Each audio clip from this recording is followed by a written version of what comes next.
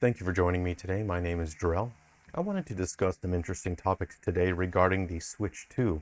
There's a lot of talk online going around about some potential functionality. Now, the Nintendo Direct for the Switch 2 will be in 2 days from now, and it's going to be very exciting. I believe this will be the moment that Nintendo puts all of the cards on the table, and they will announce a launch date for the Switch 2. So this is going to be very exciting. I believe we're going to find out exactly what that C button does. There's a lot going on in the games industry right now. There's a lot to talk about, but say, for example, there's Ubisoft with their stock price continuing to plummet after the partial buyout from Tencent. But that topic is so boring, and I would honestly rather watch 4 hours of watching paint dry. So instead of discussing those boring topics, I'm going to talk about something very cool. So people have been sort of rumoring. They've been discussing rumors about a potential functionality for the Switch to use for the Switch 2 to use a Switch 1 as a controller, and this would basically be used as a Wii U mode. And for those that are not familiar, the Wii U was Nintendo's previous game console, which was so absurdly, extremely awesome, but developers unfortunately did not really make the most of the unique potential of that hardware. The Wii U had a controller with a gamepad built in, and the big deal about that is that every game basically already had the functionality built in. It behooved developers to use the screen, even though they didn't have to. It was technically and physically part of every single game that launched on the Wii U. It was really, really fantastic. And if that feature were to return to the Switch 2, it would be really, really wonderful. But I do not really believe it will. I'm going to discuss from a logical standpoint what it would take in terms of logistics to implement this feature. And I'm going to explain from a business and a brand management whether or not this is a good idea. So, is the Wii U mode possible? Also, people are saying there's some way to attach a previous, the Switch 1, attach that to the Switch 2, and have a dual screen mode and handheld mode. So let's go ahead and discuss that. So first, the logistics and the implications of that. So basically, the Switch needs to either have an application or functionality built into the software to put the Switch into controller mode, the Switch 1. So let's say you have your Switch 1, and you enter controller mode. Let's call it gamepad mode, right? So either there's a firmware update and it's built into the software, or you have to open an app. But I think it would be more logical to have a button added to the firmware. Open your Switch 1, enter gamepad mode. On your Switch 2, on a firmware and hardware level, it has to be designed to connect to the Switch 1. It's not something that you can just sort of and ah and then add later because you sort of thought of it. The hardware and the software need to be designed to support that. And that's fundamental, because that means that all of your development environments, your game engines especially, for example, like Unity and Unreal and other engines which are designed for the Switch, all of those absolutely need to have that built in from the ground up. You don't just add something like that in. It's significantly more complicated than that. And also from a business standpoint, it fundamentally needs to be a core part of that product's identity. So, on the Switch 1, you open the gamepad app. On the Switch 2, let's pretend that this is what the C button does. We all know that there's a C button on the Switch 2, so let's press the C button, means connect. You push that, you have your Switch 2, your Switch 1. Now they're connected because you've pressed the connect button, you open the app. So that's it. Basically, you set your Switch 2 into the dock. That is now on docked mode, and you have your Switch 1. You can use that as a controller, and it's basically the exact same setup as the Wii U now. You now have a touchscreen with the gamepad. You have your physical controls. So how this would function is that the Switch 2 would stream audio and video to the Switch. So the Switch 2 is doing all the work. And the reason why this is because your games have to have all of the logic being processed by that piece of hardware. This is how it worked on the Wii U. The gamepad did not do any work. All of the work is being done by the console itself. So the Switch 2 functions as the console, and this means that the Switch 1 does not need any special hardware. It is only audio and video that is being streamed in real time to the Switch. We know this is possible. It's very possible. It was handled very well on the Wii U. The video and audio quality were very good on the Wii U on the gamepad. So that really explains that you don't need to download extra software on your Switch for each individual game. If you did have to download software for each game that used, gamepad mode, that would not be feasible or practical. It would be very confusing for people. It would be a very bad decision, business-wise. So for me personally, behind the scenes, I have been experimenting with using two Switches, using one as a gamepad and the other to use in docked mode, but there is no video and audio streaming, which means that if I were to make a game that uses gamepad mode where I require people to own two Switches, which is already absurd to begin with, as a ridiculous expectation for people to own two Switches, that means your game has to be only optional for all of those modes. And it's such a sloppy implementation because you have to download a second app, and the app is specifically only for the gamepad mode. Try explaining this to people, especially if English is not their first language. They can understand some English, but, they're not going to understand when you try to explain something just esoteric and complicated like this. It's a very bad business decision, which is why I haven't proceeded down that route with any other games. I've been experimenting with the idea, but it's just too sloppy business-wise.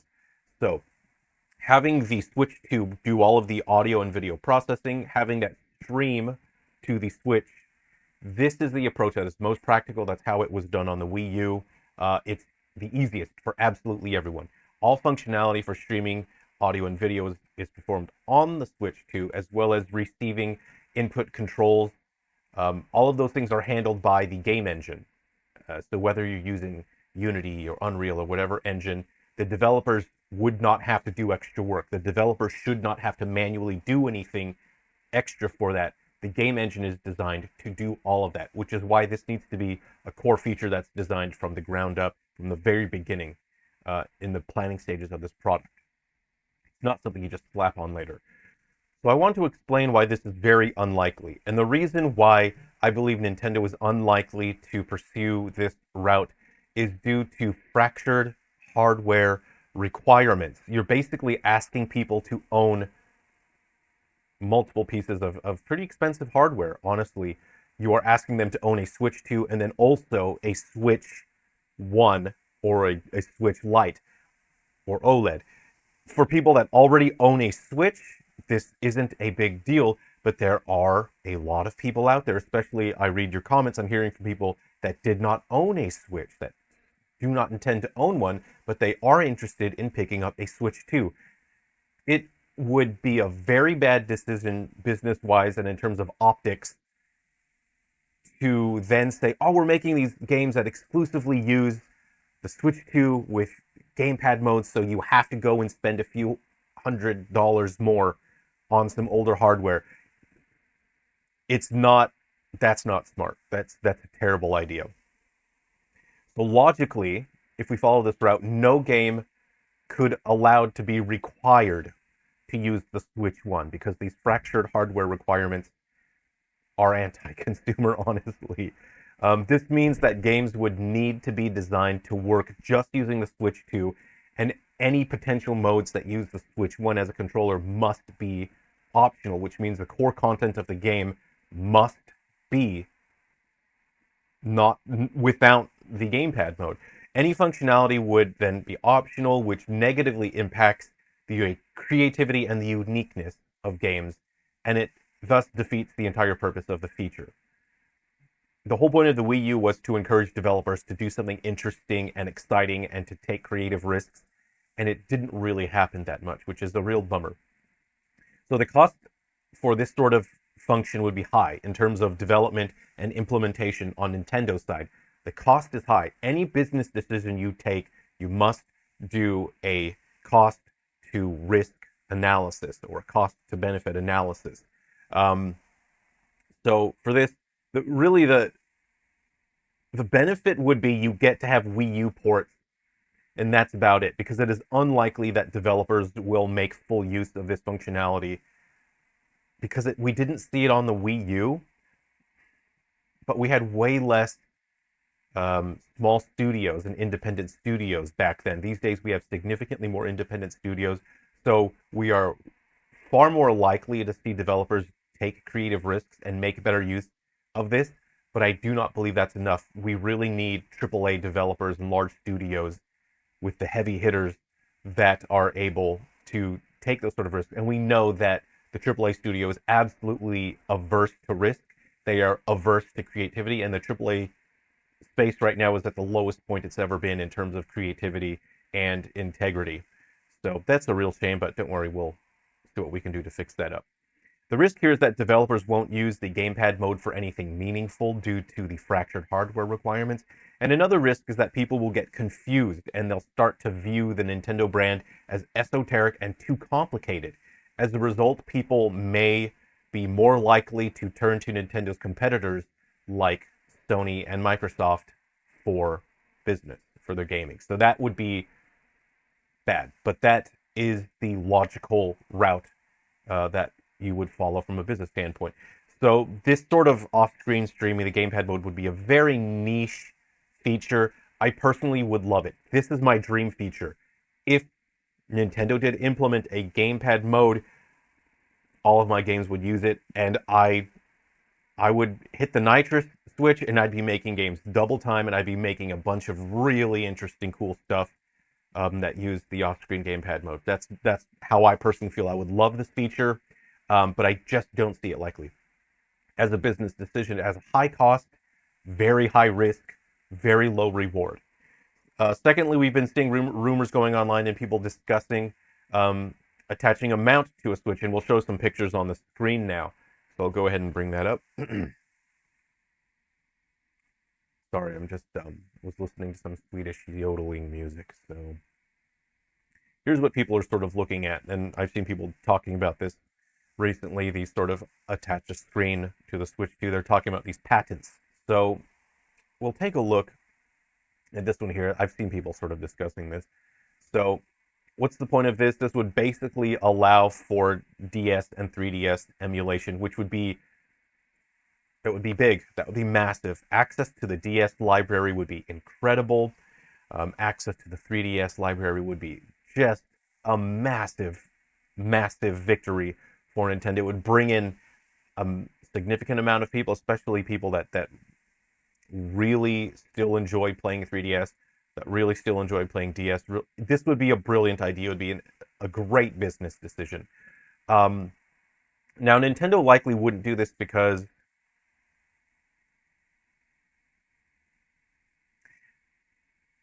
I don't know. It's a very good idea. I'm sort of analyzing this, and this is something that I think this is something that they potentially would do, and I believe it's something that they should do. Even if the attachment was something that you purchased for $100, and it was just a screen that had a magnetic mechanism or attached to the USB port, which we know is on top of the Switch. There is a USB-C port on top of the Switch. This screen plugs in, it draws power from the USB port, it latches on through the power of magnetism. It's not just for mutants. And you are able to play 3DS. You buy that attachment. So not everyone wants to use this to play DS and 3DS, and that's fine. For the people that do want to use their Switch 2 for DS and 3DS, they could potentially purchase a second screen, and they can attach it on there. And even if Nintendo only had access to their IP for DS and 3DS, they have access to many titles. They could reach out to third-party developers, and they can organize making those games available via a virtual console or a porting system of some kind, that would be brilliant. It would be really wonderful. This is what I would really like to see this. This would be fantastic. I would personally like to see this very much. So that's what I wanted to discuss today. This is something that would be a significantly more feasible decision. There's much less risk in terms of the developmental cost. This is significantly easier to understand than grabbing your Switch or making someone buy a Switch and then connect it to their Switch 2 in an esoteric way. This does not have the same risks and the barrier of entry. This is something that I think could be on the table. I would love to see this. I'd love to see it. So that's it. So that's all I wanted to discuss today. I'm working very hard here. I have my commercial titles that I'm finishing up, but I've also been working on a homebrew game for the PSP. I will be launching that within the next day or two. So please keep an eye out for that. And I've been writing a lot of music for my upcoming games, especially specifically my Silver Falls games. So I'll play something on the piano for you now. This is some music that I have been working on this past week. In the game, you will hear a full band instrumental version, but I'll just play it on the piano. But when you hear it, it's going to be like a 70s, 80s rock ballad. So, okay, thanks very much for watching the video. Here's some piano music.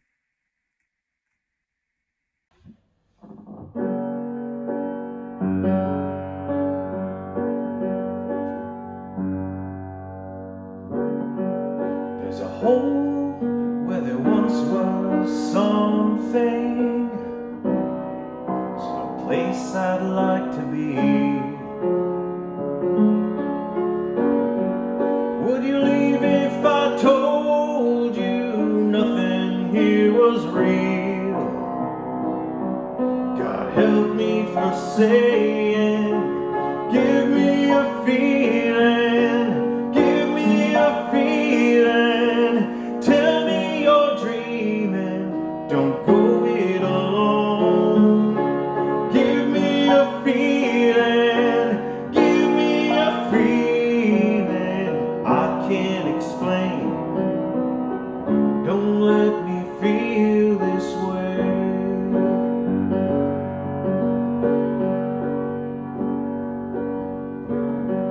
There's a memory I can't let go of, someone I want to be. There's a time I wish I kept on trying. Don't look down, no more crying. Just give me a feeling, give me a feeling. Tell me you're dreaming, don't go it alone. Give me a feeling, give me a feeling I can't explain. Don't let me feel this way.